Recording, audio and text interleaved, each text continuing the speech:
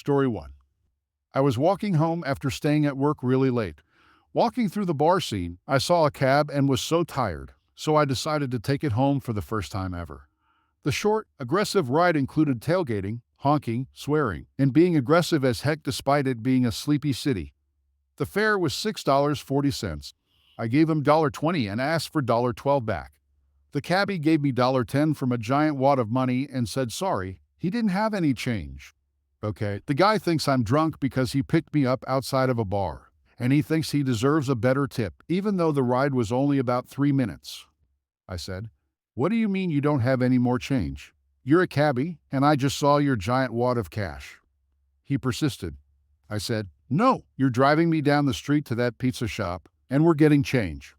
He said he wouldn't. When I asked, he refused to give me his name, and then gave me a menacing, "Get the heck out of my cab," looking like he was going to punch me in the face. The guy was definitely a tough character and pretty scary, think short, stocky henchman type with buzz silver hair and a leather jacket. So I left, but not before catching his cab number as he sped off. Okay, it's the principle of the matter. This guy is doing this to drunk kids all night and probably making a lot of money by intimidating and victimizing these customers of a public service. Forget that. I called the cab company and got my full $1.10 back. But it took a bunch of harassment and several months to finally get it. Forget that. I called the cab company's director, who couldn't care less and flat out told me he believed the cabbie's story over mine. So, not only is this nonsense happening, but it's being enabled, and the complaints aren't being registered. Forget that especially. I told him that if he didn't take any action whatsoever, then I'd be forced to take it up with the city's Transportation Oversight Commission that oversees all this stuff.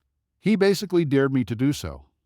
Okay, so I entered into this ridiculously arduous process where, after reading up on the local laws, I wrote a major complaint to the Public Commission and requested they be fined under certain articles. A couple of months later, I got a response letter. The cab company hired this sleazy lawyer who claimed I was lying about everything and had all this malicious intent. He claimed I demanded change, and the cabbie didn't immediately produce it, but then did seconds later. At that point, I was so fuming mad that I wanted to exact revenge.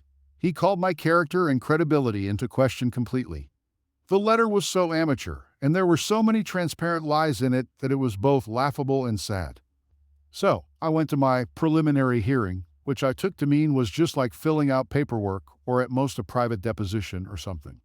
Nope, everyone's there, including the cabbie, the bedraggled secretary who sent my refund, the cab company's director, the sleazy lawyer, a court reporter, and a judge.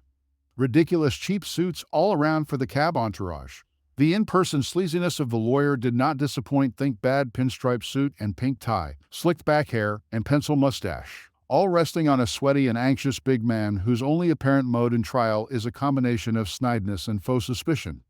The cabbie gave me threatening looks during the whole thing, and I was frankly a little scared he was going to do something to me afterward.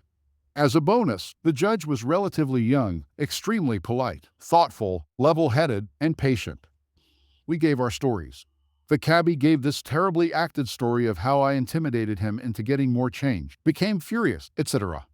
But he couldn't even keep his facts together and kept stumbling over his obviously rehearsed lines. The sleazy lawyer tried to poke holes in my very simple and coherent story like it was a detective novel. It was dark. You couldn't have seen the denominations of his money. It was the cheesiest thing you've ever seen. Meanwhile, I was trying to cross-examine him while basically learning on the job how to be a hack lawyer at a lousy municipal hearing.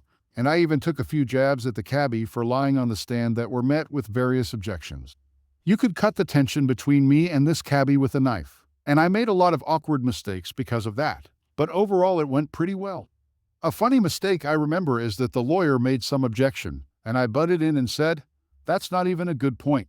And the judge cracked a smile in agreement, and then told me I could not be subjective during the hearing.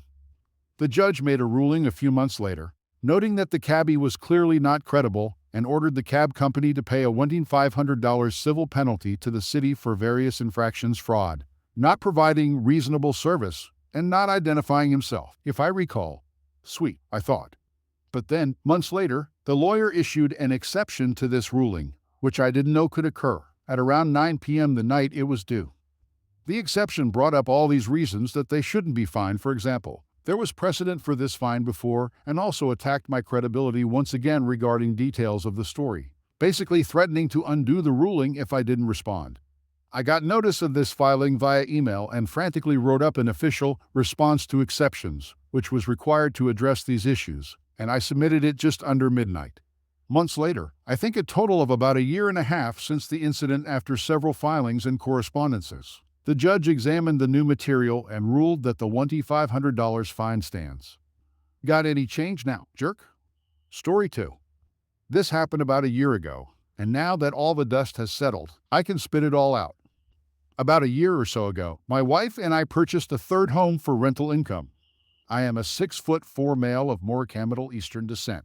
I'm commonly mistaken for Latino or light-skinned African American.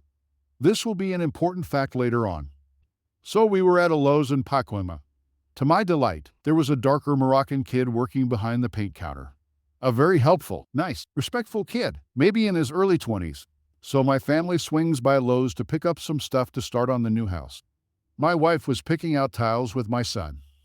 I was talking to the kid behind the paint counter when an older Armenian man came up and asked the kid to get something down.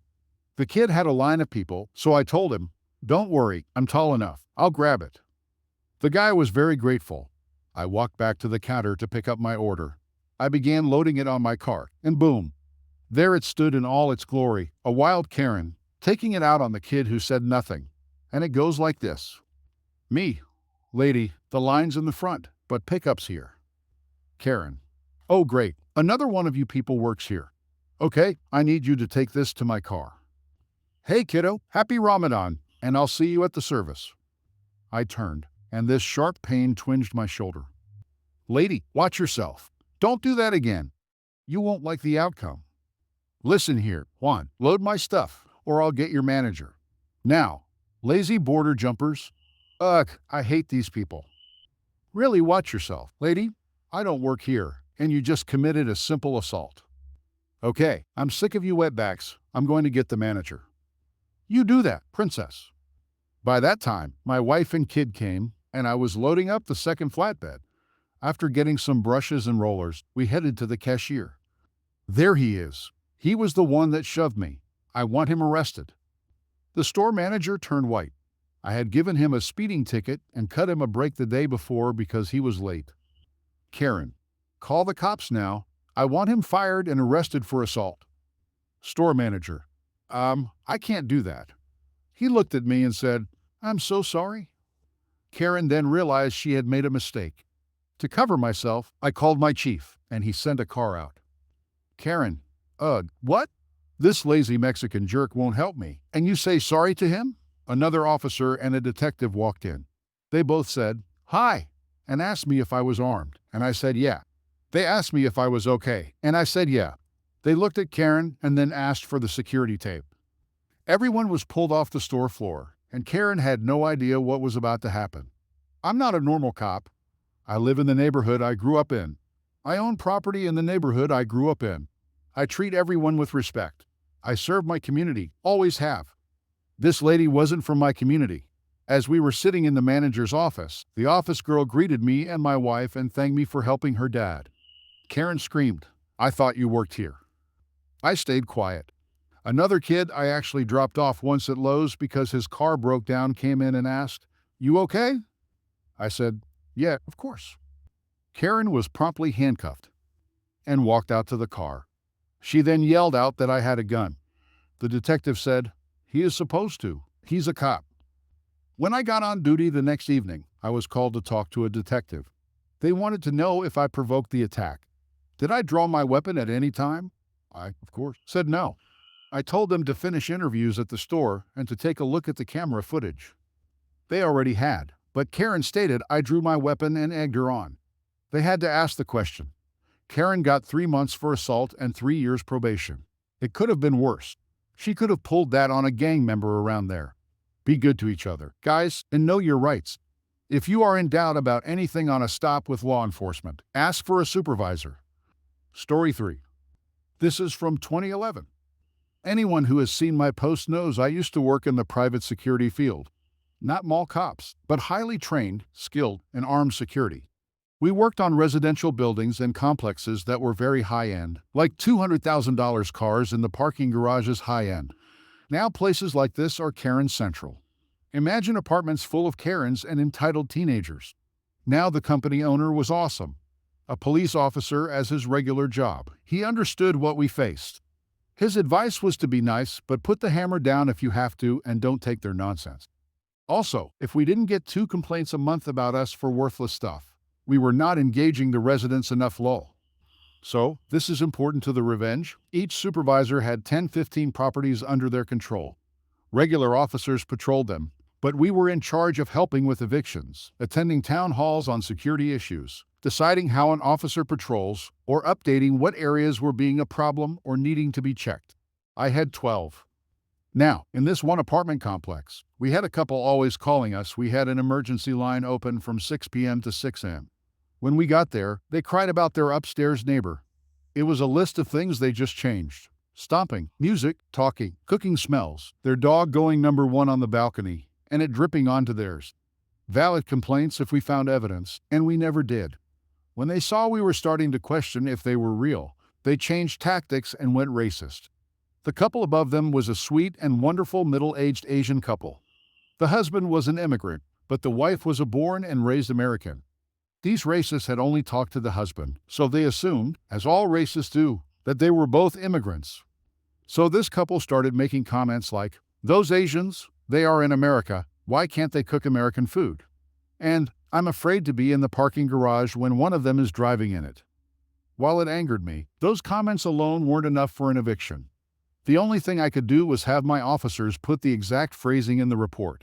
I did ask the property manager about the comments, and she said if they didn't say them to the residents and the residents didn't complain, there wasn't much she could do.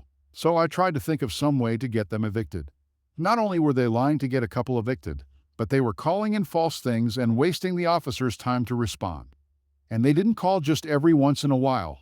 They called sometimes twice in one night. Usually 5-8 times a week. So a month later, the opportunity was handed to me.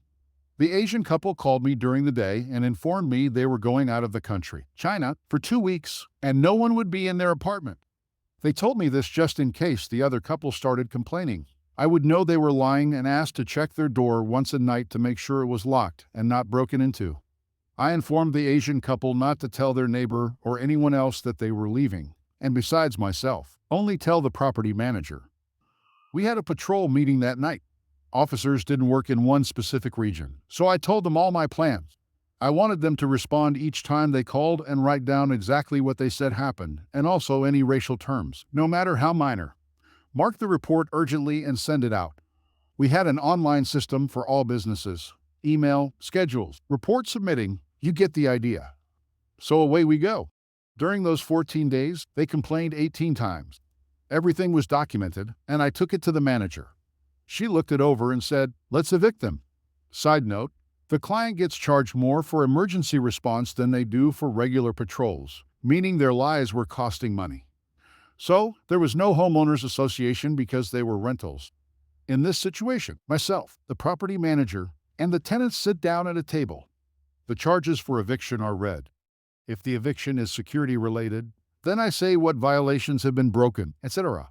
Not opinions, just facts based on the reports, which the tenants get a copy of. Then the tenants have a right to speak and ask questions. The property manager then decides what happens next. Do they stay or do they go? So they were sent a formal letter stating they were facing eviction and had 10 days to set up a meeting. If not, the eviction will be processed. They set one up. I get there, and the troublesome couple and the manager are already present. The wife immediately digs into me because I was armed. Uniforms for those situations are a dress shirt, slacks, tie, and one weapon. I just politely informed her that it was my uniform and not her call to make. She tried to say she felt uncomfortable and wanted to reschedule. But the manager said, "This happens now, or I will evict you." So they agreed to continue. Now, for legal reasons, these sessions were recorded by video, so the tenant can't lie in eviction court or sue. In front of me were all 18 reports, and I went over each one. Time, date, who called, the apartment number. I also read out each line, telling them to tell me what they feel is false and what is true. The only thing they said was that the racial terms weren't true. At the end of each report, I basically said the report is accurate in the fact that tenants in apartments I's were playing their music too loud. But are you claiming the comments about their race are false? I got a yes answer every time. Around the seventh one, I think the wife caught on. She started complaining that I was dragging it out. I just smiled politely and reminded her that this was my time, and she had ample opportunity to object and ask me questions, but only after I was done. Then I went through the rest and let them build a defense. Then, after I was done getting them to admit to lies, I informed them that the tenants in said apartment were actually out of the country at the time of those 18 reports, and that the tenants provided proof that they were gone. And my officers checked the apartment one time a night and confirmed that it was empty. Then I smiled pleasantly and ended my part. But the look on their face was a mix of anger and fear. They didn't have a defense. Basically, they said myself and the manager were choosing immigrants over Americans. Oh, did I mention the manager is an immigrant? That went over like a hand grenade in a collection plate. Once they said that, she stopped it and told them she was, which made matters worse because they said she was just taking up for her own kind. During this, I remained calm and collected. Inside my mind, I was thinking, oh crap. After a few more racial remarks, the manager just stopped them and said guilty, and she would process the eviction paperwork with the courts in the morning. Long story short, they were given 14 days. From what I heard, the judge gave them 30 until they called him a racial name. I was able to call the nice Asian couple and let them know that it was over, and they didn't have to worry because we would no longer respond to calls about their apartment for the next 14 days until eviction came through and the troublesome tenants left. But they were welcome to call anytime if they needed help or had an issue. Security officers want to help so badly, but are limited by either laws, property management rules, or both, so it is nice to do some good.